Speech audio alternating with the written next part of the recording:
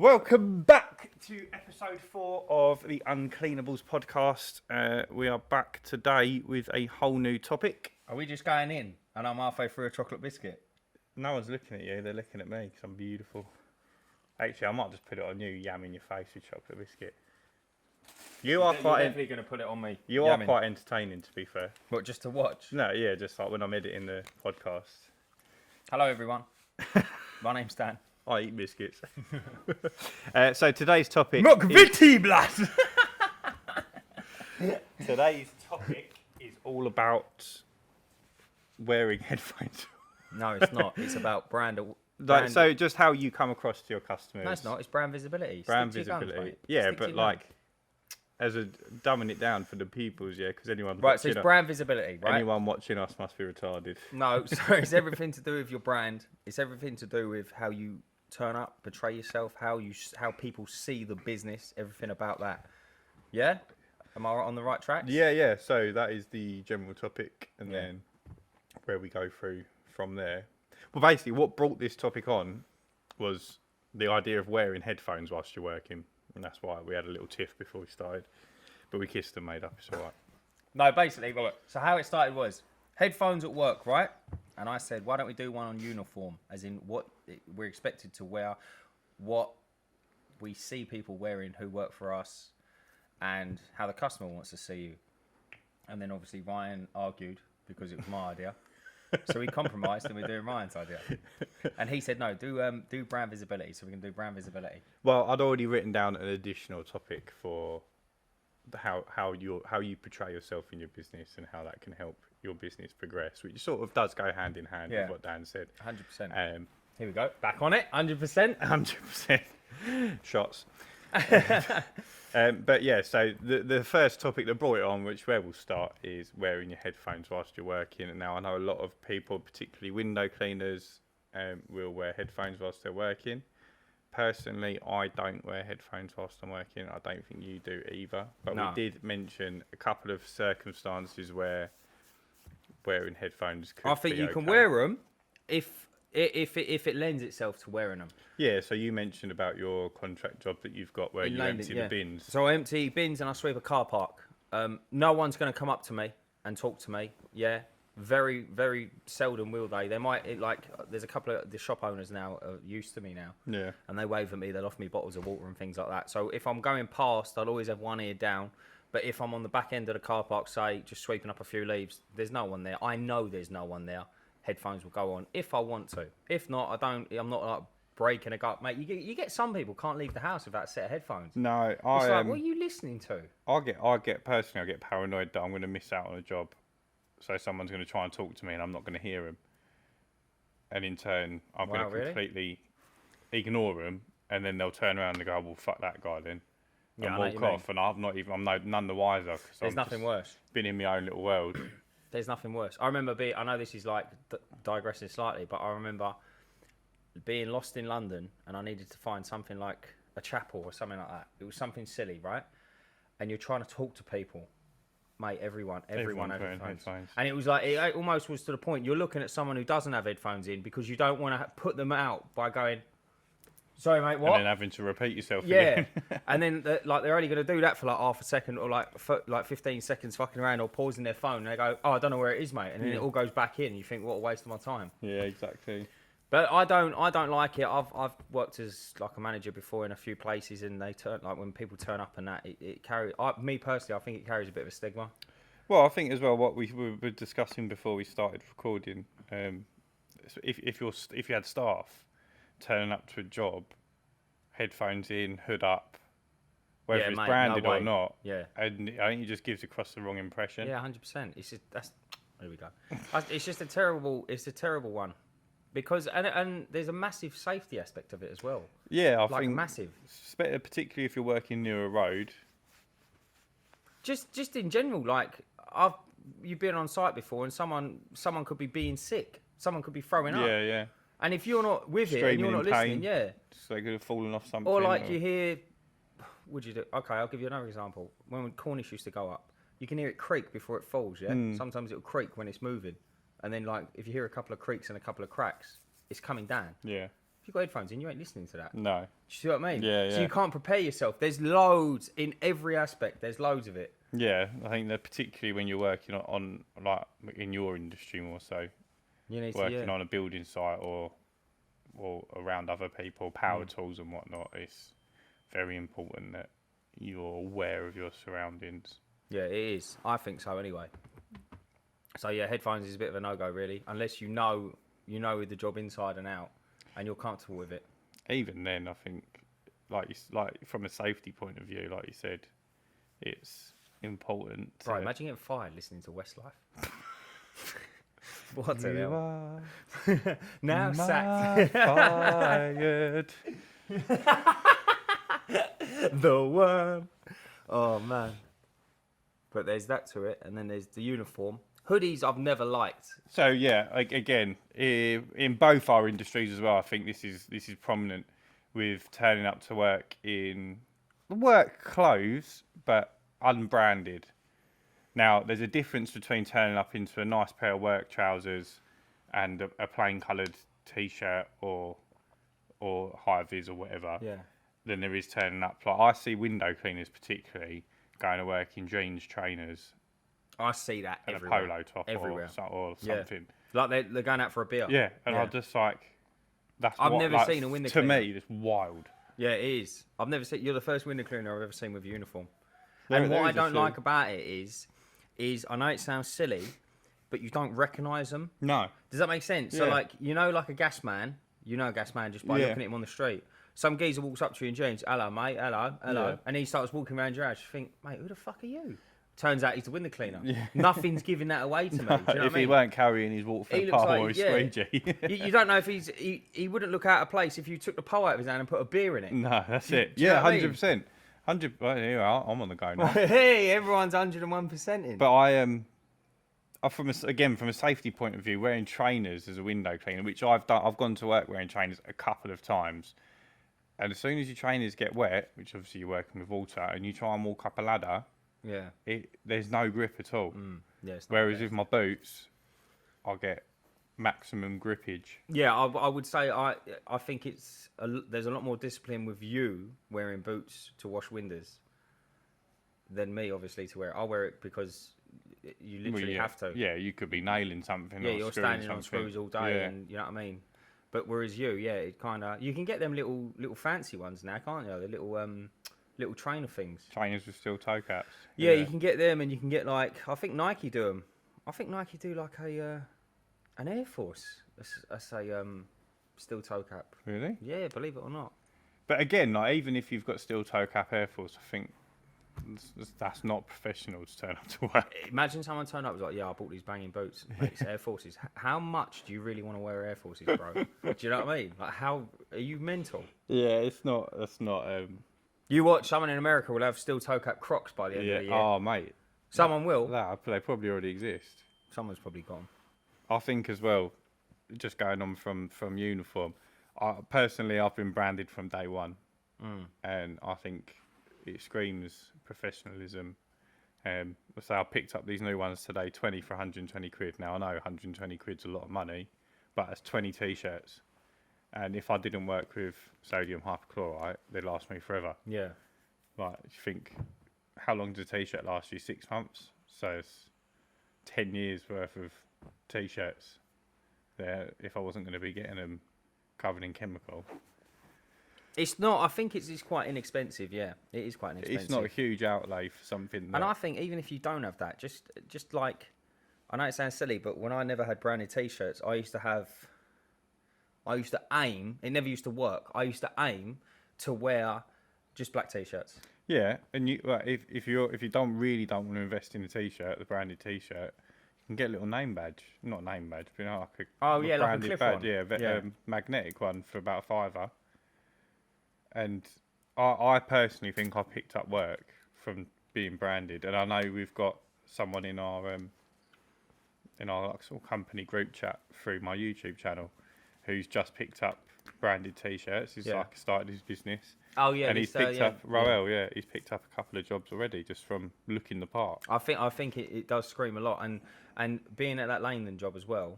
I know it sounds silly, but like, You should really have a high vis for that. Do you reckon? Yeah.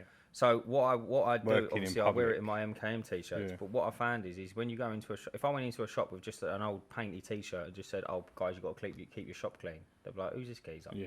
But where I knock on the back door and I got my own branded t-shirt, and I'm like, "Listen lads, we need to keep this a little bit up," you know what I mean? And we need to keep this a little bit more cleaner and bits and pieces. Boom, we're away. Yeah. And it just holds a little bit more weight. And then going on from that, branded vans. Yeah. So funny enough, right? When obviously I've just got my new van, which isn't branded because it's huge and it's going to cost me a fortune. How much is that, by the way? To get that branded? Yeah. About 1,800 quid. Yeah, it's a lot of lolly, isn't it? Well, for what I want anyway. You could do it a little bit cheaper, but it's still going to be a fair bit of money. Probably about £1,000 if you didn't go for what I wanted to go for. What are you getting, like dolphins and that on it? Crayons. I'm going full print on the back, and ideally full print on the sides as well. But I'm still. I heard you're getting your brand on the roof as well. Yeah, that'd be good, wouldn't it? Because aliens might for all get the you, helicopters. Yeah, helicopters might get you in for a private job. just put helicopter cleaning on the roof. Just put the H, and hopefully just one just lands on it. Just nick it. Anyway, go on. Yeah. What was I saying? Branded Branded vans. £1,800. So funny enough, my previous van was branded. I very, very rarely had someone come up to me and ask for a quote whilst I was on the job. I don't know why. I had a few people call me and said, "I saw you down this road." But I think maybe twice in the last year of having that van, I've had someone actually come up to the van whilst I'm working, or come up to me whilst I'm on the driveway and say, "I saw you doing your thing. Can I get a quote?" But since I've had this new van, 2 weeks, I've had 2 people already come up to me, being unbranded, and ask for a quote, and one of them's booked in. There you go. Which I thought was quite interesting. I think there's probably a lot of people going to jump in the comments and say, like, it's better to... This goes back to sales, I think. It's better to... How am I going to word this? It's better for them to not know, and it's better for them to come over to you and ask, because they've engaged, and you've got them, in a way, and then they're easier to close down. I don't really know what the psychology behind it is. I think it's more psychological than anything. I don't know if they see the branded van and they think he's going to be fucking expensive because he's got the van, he's got the equipment, he's the part, and I'm not even going to bother finding out. Whereas they see unbranded and just a guy doing it, and it might just be local Ted who's well priced sort of thing. I don't know whether it's that or whether people are just making assumptions. That's very true. If I went up to a van and it had like 6 fleets of vans and they was all top of the range and they got out of all the best gear and the best uniforms, I'd sit there and go, well, you don't pull over when you see people doing the gasworks on the road and go, "Can you come around and sort my boiler out, do you?" Well, no, exactly, because you probably sit there and think, "I probably can't afford these boys." Well, yeah. Or they don't do that sort of work. Exactly that. And I do a fair bit of commercial work now as well. That's where I see most of the people walk past when you're doing. I think the sign writing in the van is more of a reassurance. I think. Yeah, it makes you look more professional. Yeah, I think that's what that is. You've invested. Yeah. People don't understand how expensive it is. When I tell people how much it's going to cost me, they're shocked. But for anyone who does realise how much it is, for me personally, when I see a fully wrapped van, I think these boys are doing well. Yeah. You appreciate it. It's big money. Yeah. And you think I can't do my van because I can do my van, but it would just look silly because it's red, isn't it? And my colours are black and blue, so I can't do half of it. Otherwise, it would just be like just an assault of colours. You could just do it in white. What, black and white instead? Yeah. Yeah, I could do. Yeah, and then if and when you get a new van.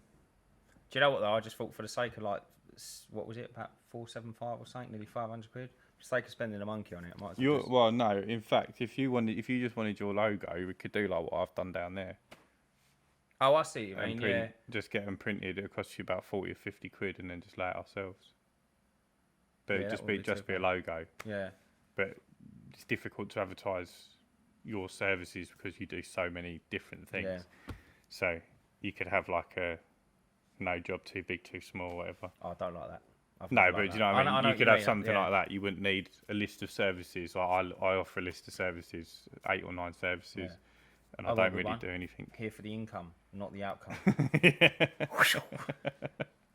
Yeah, that'll get you some work.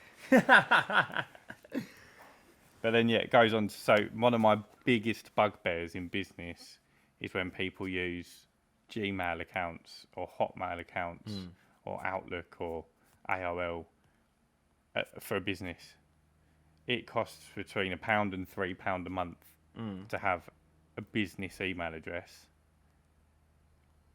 And see, I don't think any of that matters. oh man, it drives me wild. Yeah, I but would it just never. drives you wild. Yeah, maybe it is just me. Yeah, I wouldn't. But right, you want to go? So you're getting a new kitchen, looking at 10, 12 grand, Yeah. and you're googling on well, not even on Google. You like, drive past, you know, getting recommendations here, there, and everywhere.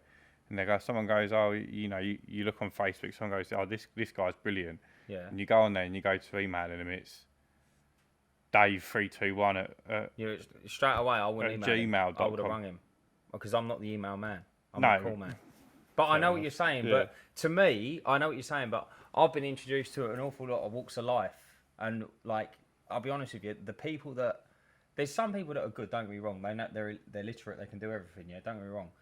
There's others that they have more knowledge than what you could ever imagine in certain aspects, right? But they can't read or write. And No, that's yeah, no joke. no, I'm not disputing their ability to do the job. Yeah, but Like they could be the best kitchen fitter in the world, but personally, I wouldn't email someone who's not made the effort to invest £2 or £3 a month into their business no, and see, I just don't have see a it like business email address. Yeah, but I don't see it because not everyone's so tech-minded. I'm not tech-minded. I fucking hate tech. No, but right, you're trying to build a business, right? You've got this good relationship with the estate agent. That's one thing, right? But Tesco's not going to call you up and ask you to come in and do the same job in their car parks. Why not? Because they're not even going to they're going to look at your no email address. Well, I've got an email address. But No it's 0800 number. It's a Gmail one. No, I know what you mean. I they're get not. that. They're not even gonna. Yeah. They're not even gonna consider it. They're gonna go pass on to the next whatever company with fancy branding and Yeah, I see what you mean. you know looks like they don't necessarily have to have a big business, but it looks like they're a big business. Yeah, I know. And I know that's exactly who they're what you're gonna saying. go with. They're not gonna go with. Like you potentially would have done 10 times a better job because you But I are the just owner haven't of the put myself business. under their eyes. It's your business, and this big company sending Geezers minimum with wage, hoodies and headphones in, and hoodies to do the job. No, I know what you're saying. I know what you're saying, but it's just one of them things, isn't it? And it's probably you can probably sit there and go, Dan, you're missing the boat, and yeah, I am to a degree. But You got to bear in mind as well. times are changing. We're talking about people people who are watching our podcast potentially just started their business, haven't got the sort of contracts that we've got, or fortunate enough to have, and they're looking to try and get into those places. Yeah. And then that would be my key bit of advice for anyone that wants to stand out from the crowd. Just look good. Because like, there's 100 of you with Gmail accounts and mobile numbers, but there might only be 10 that have made the effort to go and do the branded email, the 0800 number. So like my branded email, it's free for me because I pay for my website hosting directly. I do it all myself. But my 0800 number, I think it's £2.40 a month, or £2 plus VAT. And then obviously you pay when someone calls. Yeah. So for £15 a month before anyone's called me, my business is looking 10 times more professional than the other 100 people Yeah. in the industry. Yeah. No, it's not. There's still someone might prefer to go with someone local and more hyper local and whatnot. Yeah, But it does. I know what you're saying. for every £135 jobs Dave from down the road gets, I need one £350 job from the commercial building around the corner, who are then going to potentially have the insides of their windows done, the carpets done, because they're going to have a budget for keeping the place clean. Whereas the domestic clients, they might have that done, but they might have their soffits and fascias done every 5 years. Yeah, exactly. Yeah. Whereas consistent. like I picked up that commercial job the other day, all the corrugated iron on the outside of the warehouse, the main shop glass, it's a warehouse, but they've got like a shop entrance inside and out. There's a couple of other windows. So I said, we'll do it for $250 for you, thinking it's just a one-off, blah, blah, blah. They wanted to have it painted. He's gone, no, we'll have that done every quarter. So That's perfect, yeah. £1,000 a year, Yeah. I've gone and got that. And if domestic wise, 25 quid a job, you're looking at needing 40. 40 clients. Is that right? Yeah, for Or 25, are you doing 40 good maths again? No, 25 times 40 is 1,000, yeah. No, because it's monthly, isn't it? So one customer's worth 300 quid a year. Yes, you need 3 of them. Three Yeah. domestic customers for every one commercial customer. Yeah, I see what you mean. Yeah, I get it. I get it. But it's there's no buts really to it. It's just how you want to play the game, isn't it? How you want to roll the dice. Yeah, and like you say, it's not everyone's going to want that outlook on the business they go for. Some people like the security, but other people are going to want to support a more local business. So I don't look like a local business. No, I see. That's where I lack. Although I am a small local business, it's just me, and then occasionally you help me out. I don't look like that. I look like a bigger company because I've got the 0800 number, I've got the branded email. You know, I do a lot on social media and things. Yeah, and definitely. things like that. What So what's the next point we're going to touch on? So we've got brand awareness. We've done uniforms. We've done about half an hour on an 0800 number. So then going on from like how you portray yourself when you're on a job, how you portray yourself outside of working, so social media, things like that. Do you mean like my personal one or the company's one? No, the company's one, yeah. So, well, again, something that lots of businesses do. They don't have a dedicated business social media account. They'll use their personal account, which again works for some people. Yeah, no. I think for the sake of it being free, Yeah, do you know what I mean? Just make your own page. it can be a lot of effort to maintain that level of activeness on social media. It does. I think it's not. Listen, I've got like, it's not big at all. I've got like 25 people follow my Facebook. Yeah, But it's just nice. but you've picked up. You've had that couple of months. Yeah, I've only had that a couple of You've months. put 5 or 6 little clips up and a couple Yeah, of pictures, couple of and jobs I know and you've whatnot. had at least one job off the back of that. Yeah, which blew me away. Yeah. Really, that was the sweetest money I ever earned, to be honest, on a Facebook reel. But it doesn't. It's just, do you know what's nice about it is when I pull up somewhere and they go, oh, what'd you do? I say, oh, I'm MK in property maintenance and that. Have you got Facebook? Yeah. If you want to have a little look tonight. Just see what I do, because I've put such a vast array of what I can do up there, and there's some amazing before and afters. Yeah, see, you know what I you're mean? not on Instagram, are you, at the moment? No. But I get a lot of work on Instagram. Oh wow, really? Yeah, and when I post to Instagram, it automatically posts to Facebook. You can do, yeah. I So used you to do don't this, yeah. have to have One or the other. all the different things. And I don't even use my personal one anymore, really. Just your I business. don't post anything personal on social media because I don't like to do that. But yeah, I don't find it as difficult because I just use the business one. Some guy, right? So when I was abroad, some guy who was like a motivational speaker, and he come in. His name was Spencer Lodge. He's quite a big person. How tall?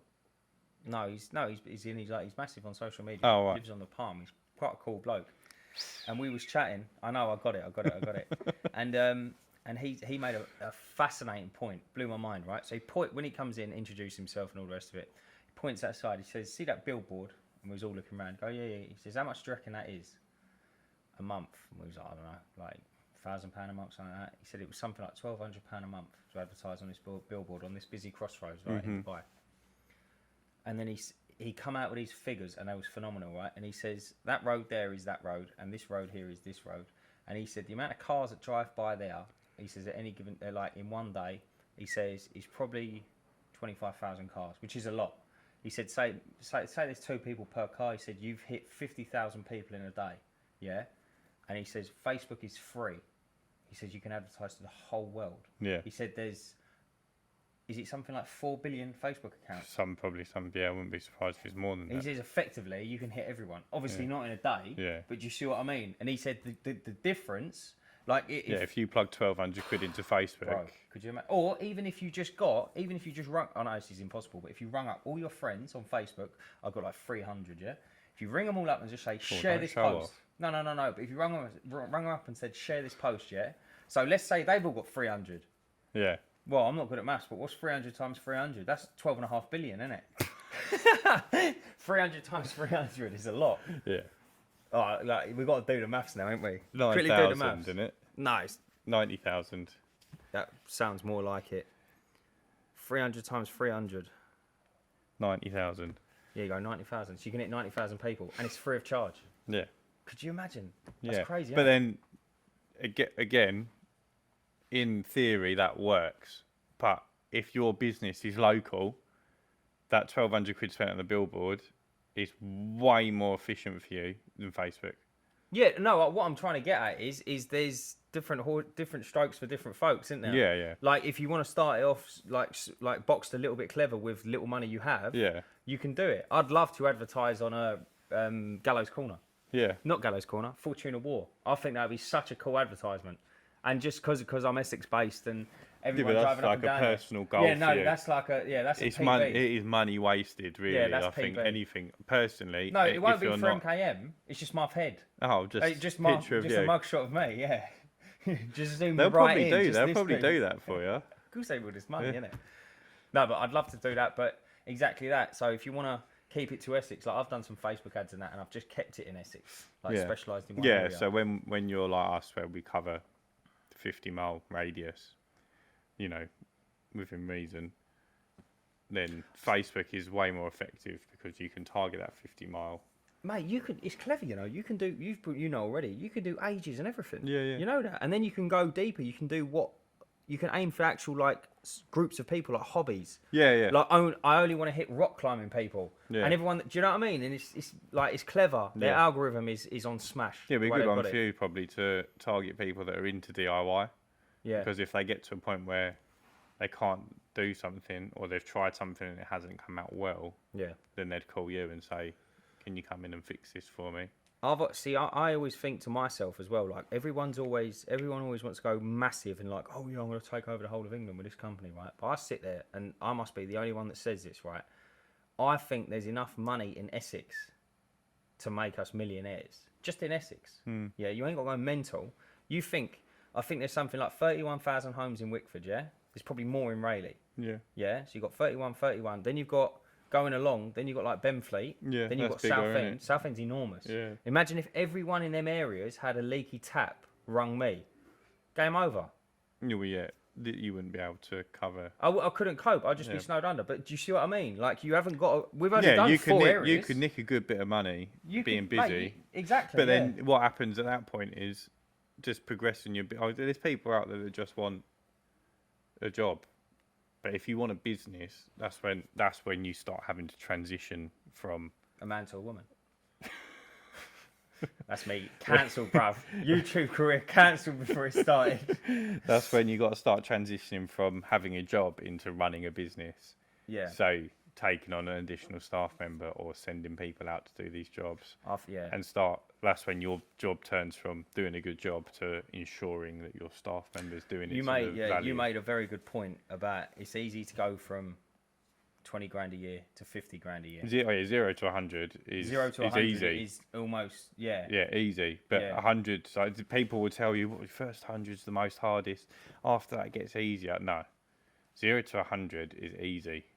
It's just about your work ethic. Yeah. So once you've nailed getting work, getting inquiries, and sales and closing people, the 0 to 100 is easy because it's about how much you can work, how much you can charge. Do you go and do that 40 quid leaky tap job, or do you hold out for something bigger? Yeah, I know what you mean. You know, do you work on a Saturday and a Sunday? Yeah, Do you I work know what you're late? Easy. But when you can't make that, there's a cap, there's a level as to what you can charge for a leaky tap. No one's going to pay you 150 quid to come fix the leaky tap. saying. No, I'm not saying there is. No. What are you getting at? But what I'm saying, well, if you fucking listen to me, you'll Innit? find What out. are you won't ya? rambling on about? Right? So you can't do the jump from 100 to 200 still working on your own. Oh, I understand what you're So saying. you can't just magically go, right, I'm earning 100 grand My a prices year. all doubled. I'll double my prices because you all of a sudden have no work. No, this is what we're saying. Yeah. So then you've got to start taking on staff, and that's when it gets difficult. Yeah, I think because so. you've then got to manage the staff. You've got to make sure they're doing the job. Training. So you've got to do training days. Then you've got additional expenses, wages, additional workwear, additional tools, Everything, additional van, additional insurance, employees insurance, more expensive public liability. Everything goes up.